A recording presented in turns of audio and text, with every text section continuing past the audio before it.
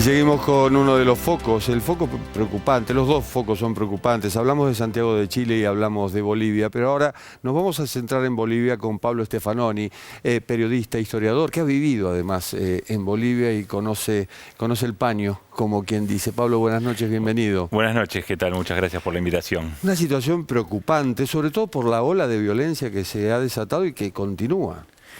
Sí, exactamente. Hay varios focos de conflicto, de movilización, de sectores que intentan llegar a la ciudad de La Paz, y hoy vimos hace un rato una profundización de la violencia en Cochabamba, ¿no? Por los sectores de campesinos, cultivadores de coca que querían llegar a Cochabamba para seguir rumbo a La Paz y fueron interceptados por las fuerzas policiales y militares.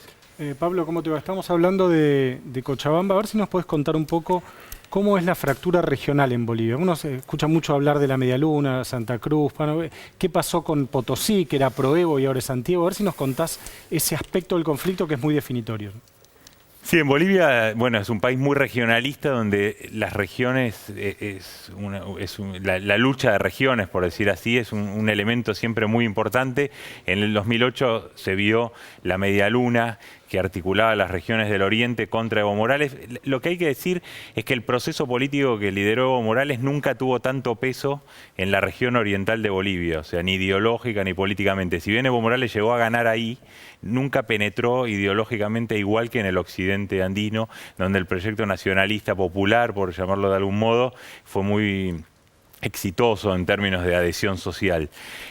Ahora lo que vimos es que se reactiva el regionalismo en Santa Cruz, de ahí sale esta figura de Luis Fernando Camacho, de la cual se habla mucho, como una nueva generación después de la derrota en 2008 frente a Evo Morales, pero se articula con Potosí, que es una región donde Evo Morales sigue teniendo apoyo, de hecho ganó en las últimas elecciones, pero está enfrentada con Evo por temas de intereses regionales, sobre todo vinculados a quién se va a beneficiar con la explotación del litio.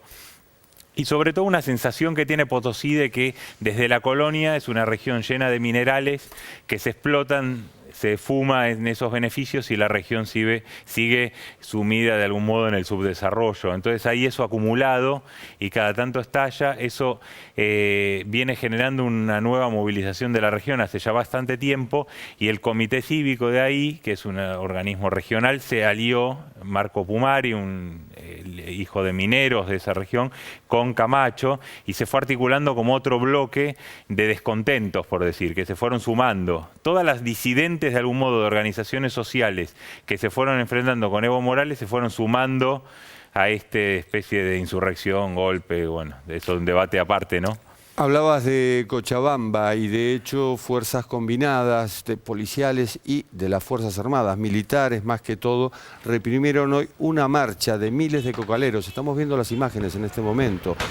Los cocaleros marchaban por segundo día consecutivo, intentaban llegar a la ciudad de Cochabamba. El saldo, 5 muertos y más de una decena de heridos. Un número por ahora desconocido de detenidos. Esto es lo que ha ocurrido hoy. Hace horas, nada más, los enfrentamientos se produjeron en un puente a unos 10 kilómetros de Cochabamba, lugar donde más de 5.000 productores de coca intentaron rebasar el cerco policial instalado desde ayer. Las fuerzas del gobierno frenaron la persistencia de los manifestantes con el uso de gases lacrimógenos, mientras que otro bando de cocaleros, digamos, utilizaba palos y piedras como armas, además de algunos cachorros, como se llama, de dinamita.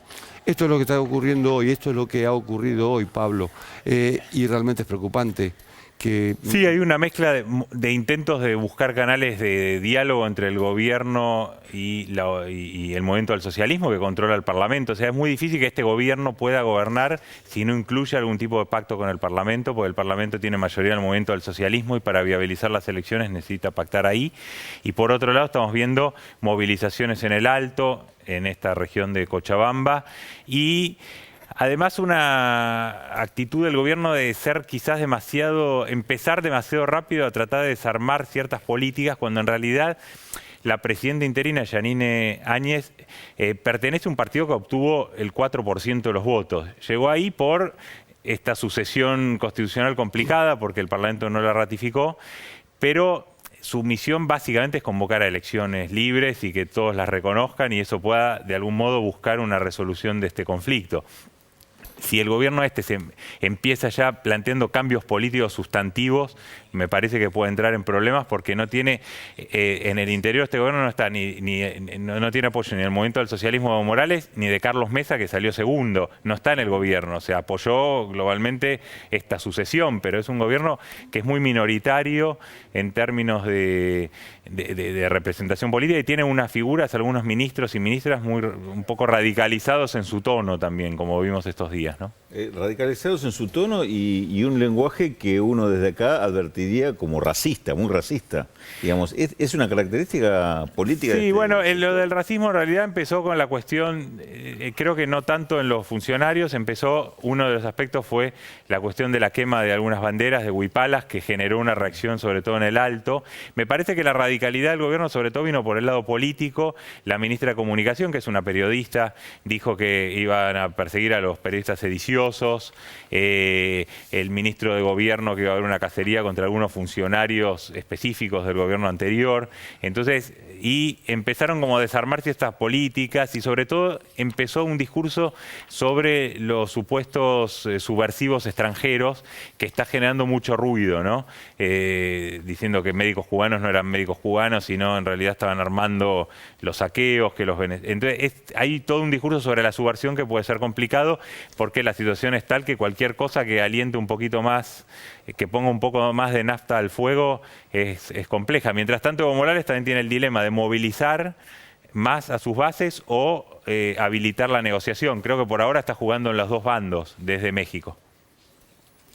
Pablo, ¿vos considerás que hay algún esquema también de antisistema en Bolivia, como lo que pasa en Chile, teniendo en cuenta que ya hubo manifestaciones muy violentas en Bolivia, la masacre que detona la salida de Gonzalo Sánchez de Lozada, ¿no? No es la primera vez que vemos sangre en Bolivia. No, la dinámica yo creo que es una dinámica que ya conocemos de Bolivia, de que las demandas por cierta debilidad institucional y de canales para que eso se vaya como pudiendo resolver mediante mecanismos institucionales, desborda en procesos insurreccionales que pueden tener un signo ideológico u otro. En el 2013 eso provocó el giro a la izquierda, hoy está provocando el giro a la derecha. Lo que sí me parece que está marcado esto es por un desenlace, que es lo que hace que muchos hablen de golpes, que es que las fuerzas policiales y militares definen de algún modo, y sobre todo no es solo definir la renuncia de Evo Morales y también lo posterior, porque algunos comparan con De la Rúa. Y es cierto, hay unos elementos comunes, es decir, bueno, hubo un proceso donde muchas veces un liderazgo un presidente puede verse obligado a renunciar. Pero acá el Parlamento tomó rápidamente el control de la situación y eligió un sucesor. En el caso de Bolivia, el gobierno está gobernando por fuera del Parlamento y sobre todo basado en los militares, en la policía, no tiene mucha más fuerza que eso. Entonces ahí sí me parece que hay un mecanismo de ruptura institucional que fue escenificado también en Policías Vivando a Camacho en la noche del domingo. Ahí sí me parece que eso toma Y Camacho en el balcón, digamos. Sí, entrando con la Biblia y después en un carro de la policía recorriendo La Paz. Ahí ya me parece que era una imagen que daba una idea de más bien golpista. Y después lo que viene, ¿no? Hay mucho discurso revanchista, la ministra de Comunicación recorriendo el dormitorio y el departamento presidencial, mostrándolo como un trofeo, diciendo es como un jeque árabe, cuando en realidad tampoco había imágenes excesivamente lujosas en eso. Bueno, en una casa nueva que se hizo, ¿no? Pero la nueva Casa de Gobierno. Pero digo, la idea de demostrar eso como la intimidad, como una especie de trofeo, tampoco contribuye, pues se ve como un revanchismo y eso sí tiene alguna carga étnica. Decir, bueno, ¿por qué no se hubiera imaginado eso con Sánchez Lozada? Pero ahora, como es un indígena, hay algo ahí, decir, mirá cómo vive Evo Morales. Otro aporte a la polarización. Me parece que sí. Pablo, gracias por habernos favor. acompañado. Gracias a ustedes. Pausa, volvemos.